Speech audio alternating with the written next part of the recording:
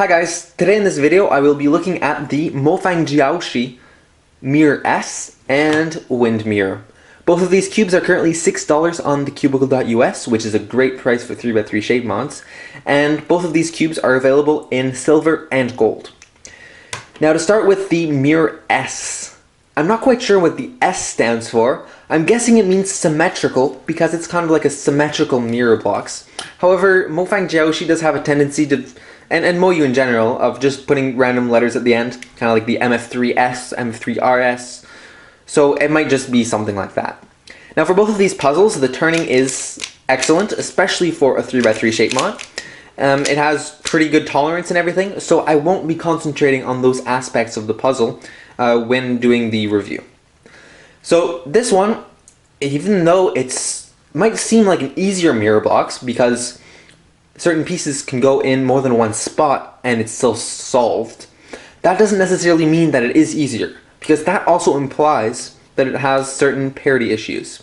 Now for example, I could do this and I just have one edge which is flipped right now. Now in reality it's not actually just one edge that's flipped. This one is flipped, but that also means that another one is flipped. And since a lot of pieces are symmetrical, you don't necessarily notice if they're flipped. For example, this one, you wouldn't know if it's flipped. So they're both flipped, but it just looks like one of them is. So when you solve it, you never know if you flipped it the right way or the wrong way until you get at a stage with only like 2 or 4 edges left.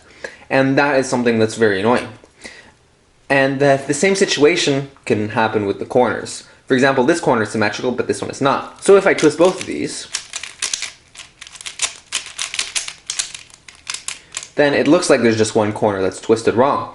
But in fact, it's both of these which are twisted wrong, and you have to solve both of them in order to get the puzzle solved. And that's the thing that I find the most annoying with the solving of this puzzle. Other than that, it's like a normal 3x3, like a normal mirror box, with some parity errors. Now, if we move on to the Windmirror, this one is quite different because the permutation doesn't matter as much with this one. As you notice, on each layer, every piece of its type is the same. So like all the corners here, they all look exactly the same. So if I do, for example, a T-farm, you won't notice anything different and it'll still be solved.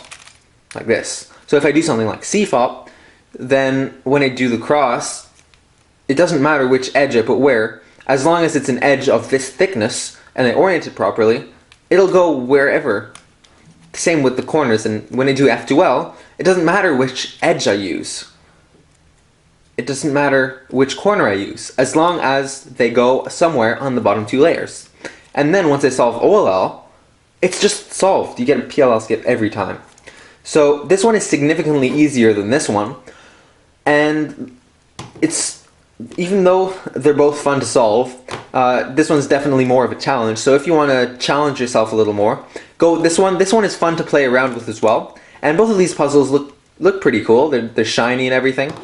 So if you are a puzzle collectioner, then I would definitely look into buying one of these because they are only $6 and they are fun to solve, especially if you're just coming into cubing, and you don't know how to solve a lot of the more complex and larger puzzles.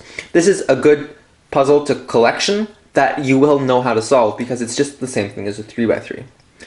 So I personally am not really into these cubes because I'm mainly a speed cuber, but they are definitely something I would recommend to someone who likes collectioning puzzles.